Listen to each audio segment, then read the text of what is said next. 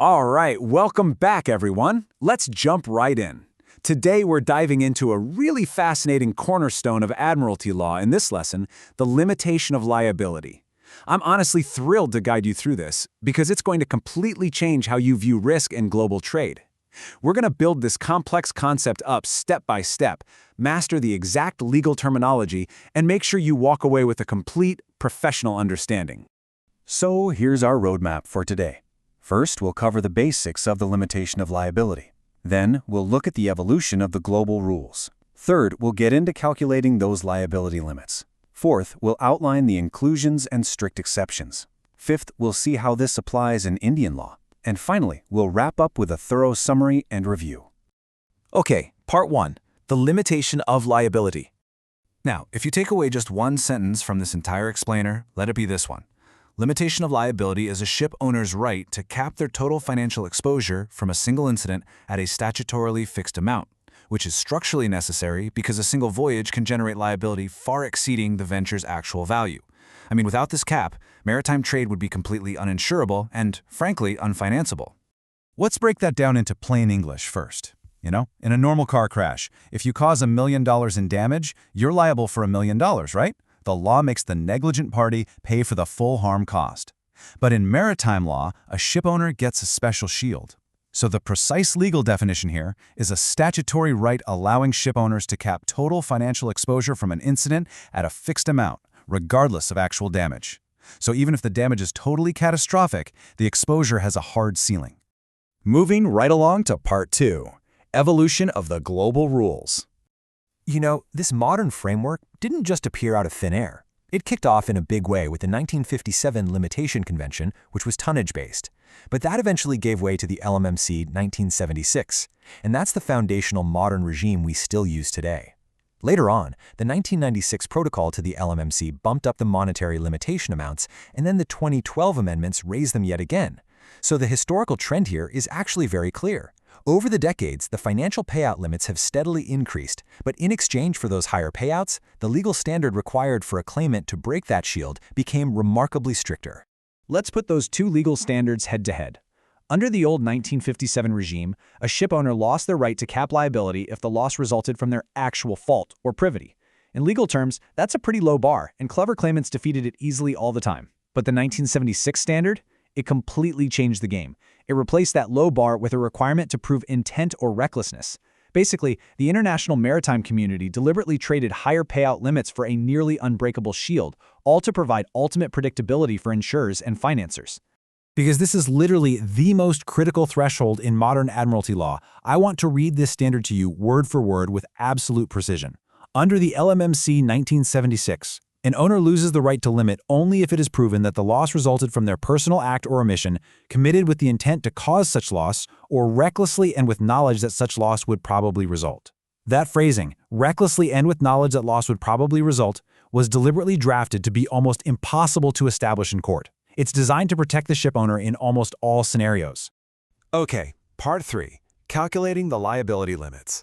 So how do we actually calculate a global limit? First, we need a universal currency for international law because, well, ships travel everywhere. We can't just use US dollars or euros, so instead we use what are called SDRs, or special drawing rights. These are an international reserve asset created by the IMF, and maritime law uses them as the official unit of account to calculate tonnage-based liability limits. The actual math is based on the vessel's gross tonnage, expressed in those SDRs per ton, but it's split into a dual fund system. There's a significantly higher limit strictly for loss of life and personal injury claims, and a completely separate lower limit just for property claims. Now, the absolutely crucial rule to remember here is the spillover effect. If the personal injury fund runs completely dry, those victims are permitted by law to spill over and draw from the property fund. Basically, human life always takes priority over property in this calculation. Moving to part 4, inclusions and strict exceptions. Let's look at the exact boundaries of the LLMC 1976, what's in and what's out. Covered claims include loss of life, property damage, like if a ship smashes into a port or a navigational aid, delay-related claims, and infringement of non-contractual rights. However, there are strict exceptions that are entirely excluded from this regime. Salvage claims in general average, out. Oil pollution is strictly carved out because it's governed by a completely separate scheme called the Civil Liability Convention, or CLC. Nuclear damage claims are also out. And this is really important. Wreck removal claims are excluded, but only if the specific state has made a formal reservation excluding them. This means for wreck removal, a lawyer absolutely has to do a specific jurisdiction-by-jurisdiction check.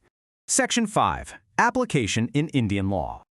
So how does all this global theory actually land in a domestic system? Well, India domesticates the international 1976 LMMC rules through Part XA of the Merchant Shipping Act 1958, and more specifically, through the Merchant Shipping Rules of 2015, which officially reflect those enhanced monetary limits we talked about earlier. Oh, and a quick reminder on our carve-out rule. Oil pollution liability sits entirely outside this framework. In India, it's governed separately under Parts XB, XC, and XIA of the MSA, which implements the 1992 CLC. Let's look at our first essential piece of case doctrine. The facts and the core issue here involved a direct conflict between the text of the Domestic Merchant Shipping Act chapters and the text of the International Convention itself. So which one wins out?